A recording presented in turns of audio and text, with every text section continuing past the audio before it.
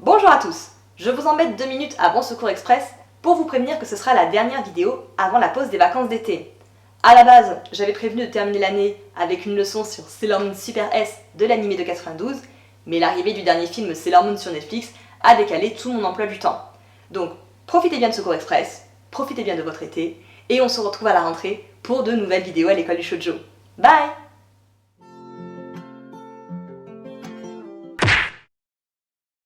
Bonjour à tous et bienvenue dans ce nouveau cours express. Aujourd'hui, je vais vous parler de 2 séries shoujo que je lis en ce moment, My Fair Honey Boy de Junko Ike et Héroïne malgré moi de Fuyu Hamakura. Si je les ai choisis, c'est parce que j'ai remarqué que ces 2 shoujo ont pour héroïne des garçons manqués. Je mets volontairement des guillemets, mais je m'expliquerai plus tard. Et ça tombe bien, parce que c'est un stéréotype de personnage féminin que je n'ai pas encore eu l'occasion de mettre en avant. Je vais donc en profiter pour revenir d'abord sur la définition de cette appellation et son évolution, puis je vous présenterai My Fair Honey Boy et Héroïne malgré moi, qui ont chacune choisi un angle d'attaque différent pour mettre en scène leur héroïne garçon manqué. 2 angles que je trouve intéressants. Commençons par une définition de la fille garçon manqué, aussi appelée tomboy en anglais. Un personnage féminin est considéré comme garçon manqué lorsqu'il présente les caractéristiques suivantes. Des caractéristiques physiques ou vestimentaires considérées comme masculines, ou du moins comme manquant de féminité. Sans surprise, on y retrouve les grands classiques, cheveux courts, grande taille, absence de poitrine, physique androgyne, privilégier les pantalons aux jupes, les vêtements amples ou sportifs aux vêtements qui laissent deviner les formes, etc. Des traits de caractère considérés comme masculins ou peu féminins, ou encore inconvenants chez une femme, comme parler fort, être trop directe ou grossière, être têtue, impulsive, casse-cou, irréfléchie, et j'oserais même dire ambitieuse et indépendante. Les garçons manqués sont souvent de grandes sportives qui aiment pratiquer des sports ou des activités traditionnellement exercées par des garçons. Ce sont souvent des activités où le physique et la force sont valorisés. Parfois aussi, ce sont des filles qui sont plus à l'aise lorsqu'elles sont entourées de garçons que d'autres filles. Ça, c'est pour la définition traditionnelle.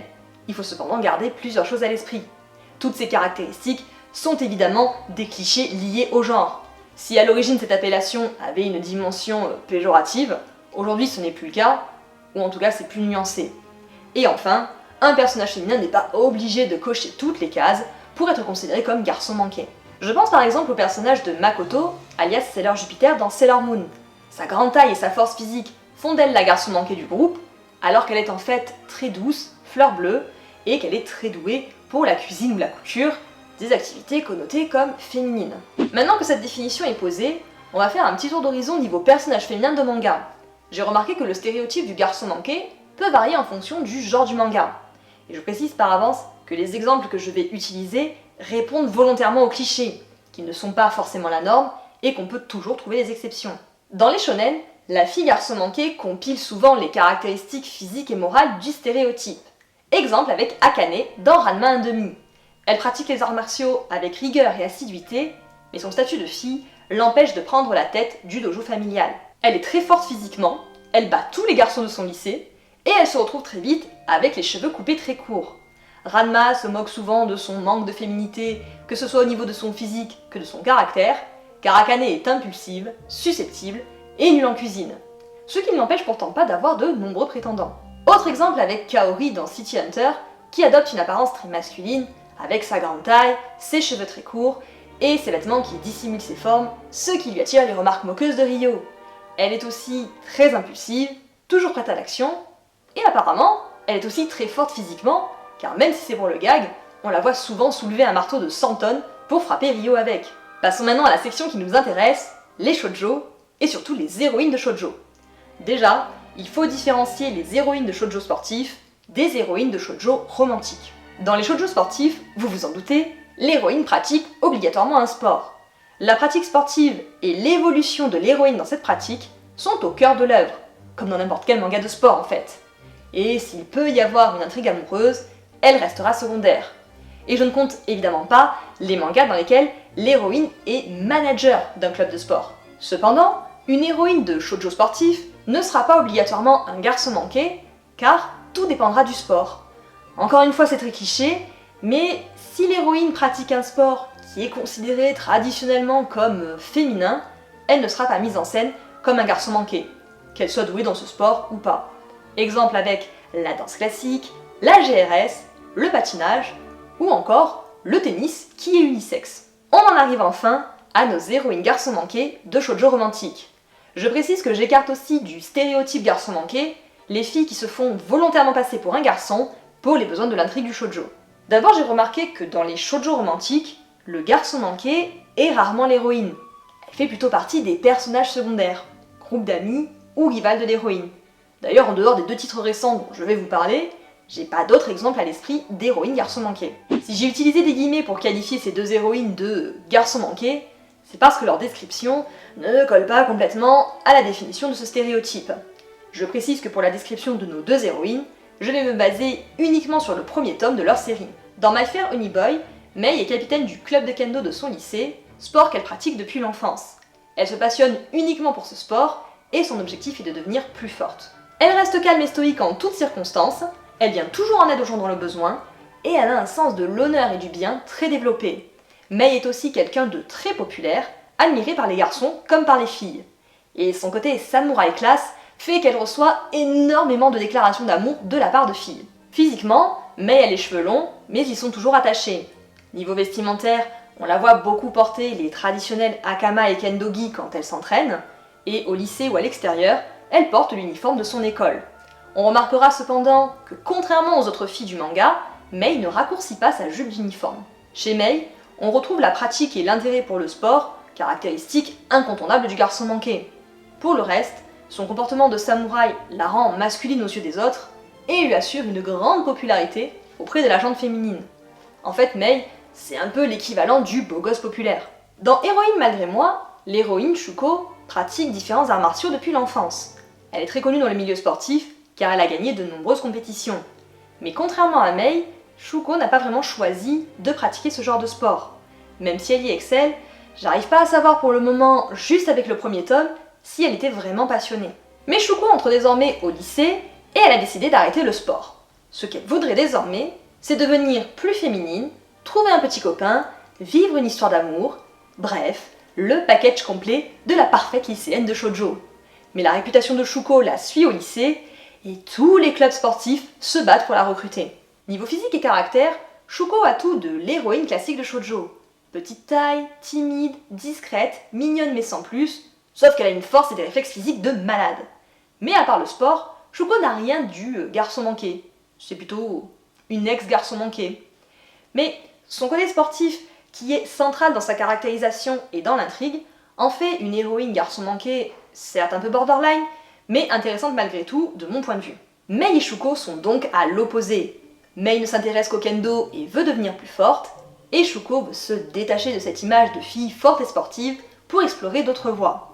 Mais que ce soit pour Mei ou pour Shuko, ce qui vient bouleverser leur quotidien et lancer l'intrigue, c'est l'apparition d'un garçon.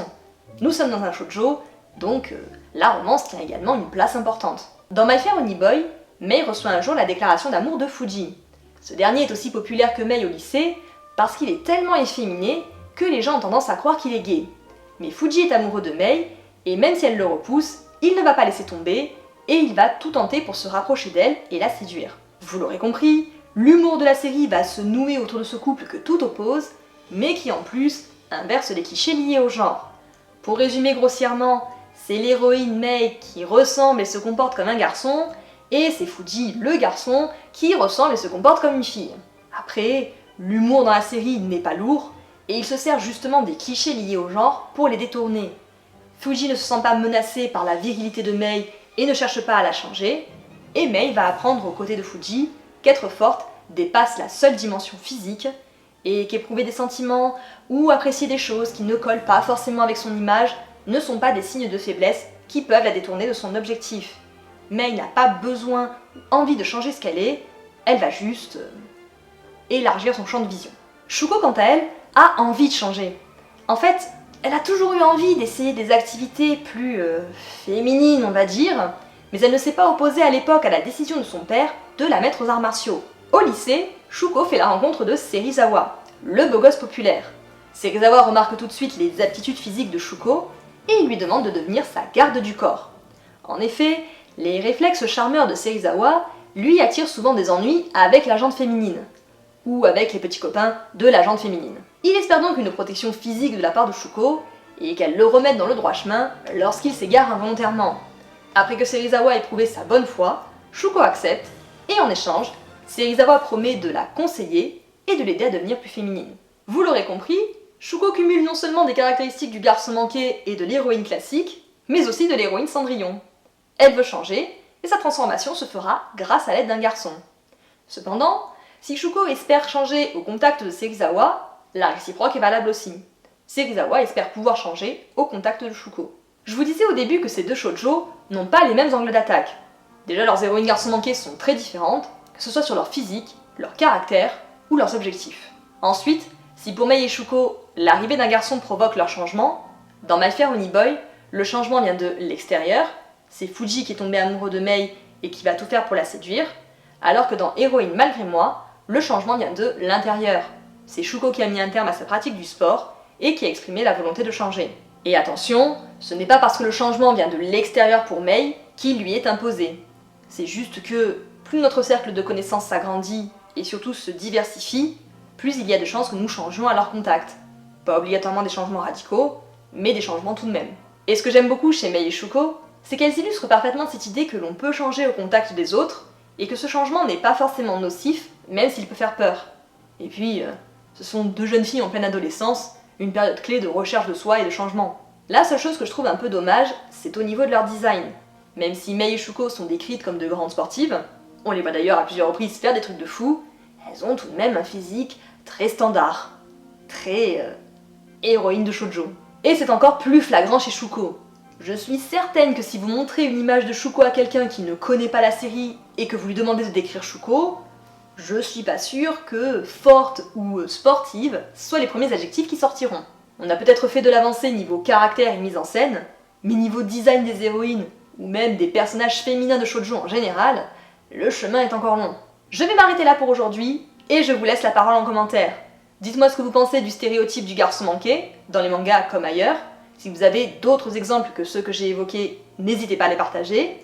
Et si vous avez lu Héroïne malgré moi et My Fair Honey Boy, dites-moi ce que vous en avez pensé. D'ailleurs, My Fair Honey Boy est presque terminé, et j'espère pouvoir faire une leçon complète sur ce shoujo, parce que j'ai encore plein de choses à dire sur ce titre. En attendant, n'oubliez pas de vous abonner, d'activer la cloche, de liker et surtout de partager la vidéo. Et nous on se retrouve très vite pour de prochaines vidéos à l'école du shoujo. Bye!